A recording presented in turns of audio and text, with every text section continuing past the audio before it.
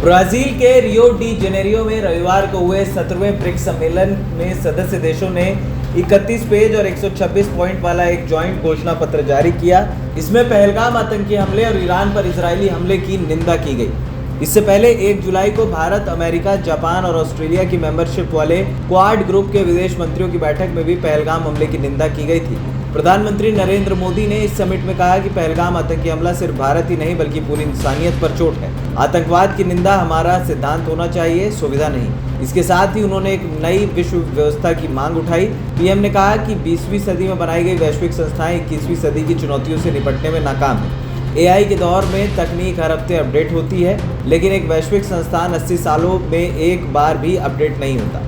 20वीं सदी के टाइपराइटर 21वीं सदी के सॉफ्टवेयर को नहीं चला सकते। वहीं अमेरिकी राष्ट्रपति डोनाल्ड ट्रंप ने ब्रिक्स से जुड़ने की इच्छा रखने वाले नए देशों पर एक्स्ट्रा 10% टैरिफ का ऐलान किया है। दरअसल ब्रिक्स में पीएम मोदी के संबोधन की जो अहम बातें हैं, उसमें पीएम मोदी ने कहा कि ब्रिक्स देशों की अलग अलग सोच और बहुध्रुवीय दुनिया में भरोसा ही इसकी सबसे बड़ी ताकत है। उन्होंने कहा कि बैंक को सिर्फ उन्हीं प्रोजेक्ट्स में पैसा लगाना चाहिए जो ज़रूरी हो, लंबे समय तक फायदे वाले हों और जिससे बैंक की साख बनी रहे।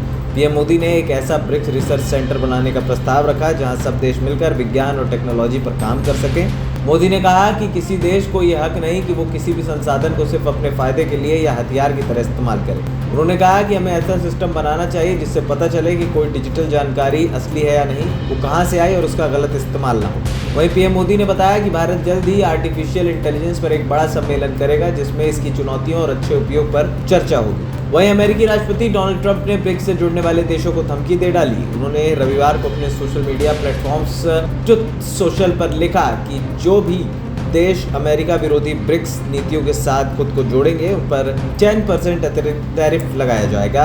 इसमें किसी को भी छूट नहीं मिलेगी। दरअसल ब्रिक्स घोषणा पत्र में विश्व व्यापार संगठन यानी कि WTO के नियमों के खिलाफ बढ़ते टैरिफ पर चिंता जताई गई।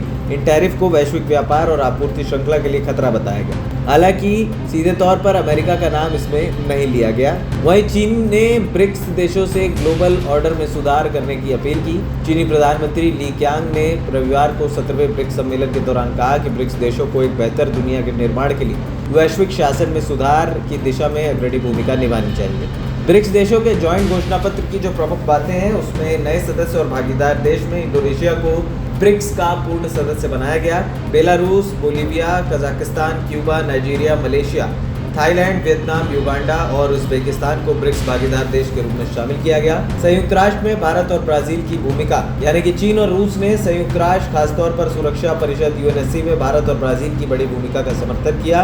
ब्राजील की 2025 की अध्यक्षता की सराहना की गई। भारत को 2026 में ब्रिक्स अध्यक्षता और 18वें ब्रिक्स शिखर सम्मेलन की मेजबानी के लिए समर्थन दिया गया। वहीं ब्रिक्स देशों ने उन एक तरफा प्रतिबंधों की निंदा की जो अंतर्राष्ट्रीय कानून और संयुक्त राष्ट्र चार्टर के खिलाफ है। एक तरफा टैरिफ लगाने वाले फैसलों पर चिंता जताई गई जो विश्व व्यापार संगठन नियमों के खिलाफ पारदर्शी और समावेशी ट्रेड सिस्टम का समर्थन किया गया। वहीं आतंकवाद को किसी धर्म, देश, सभ्यता या जातीय समूह से जोड़ने से इनकार किया गया।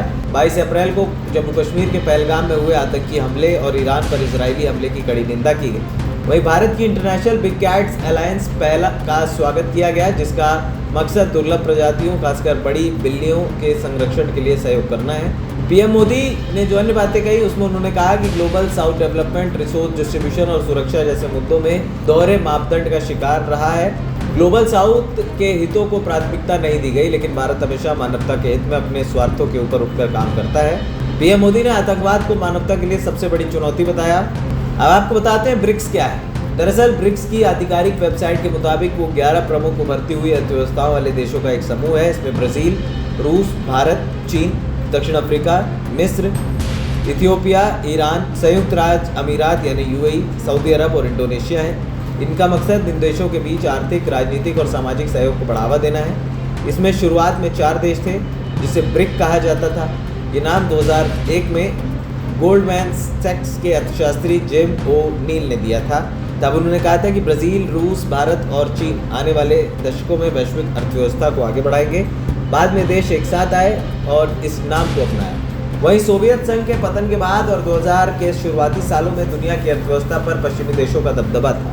अमेरिका का डॉलर और अंतर्राष्ट्रीय संस्थाएं जैसे अंतर्राष्ट्रीय मुद्रा कोष फैसले लेती थी जिसे IMF कहा जाता था। इस अमेरिकी दबदबे को कम करने के लिए रूस, भारत, चीन और ब्राज़ील ब्रिक के तौर पर साथ आए, जो बाद में ब्रिक्स हो गया। इन देशों का मकसद ग्लोबल साउथ यानी विकासशील और गरीब देशों की आवाज़ को मजबूती देना था। ANP टाइम्स की रिपोर्ट।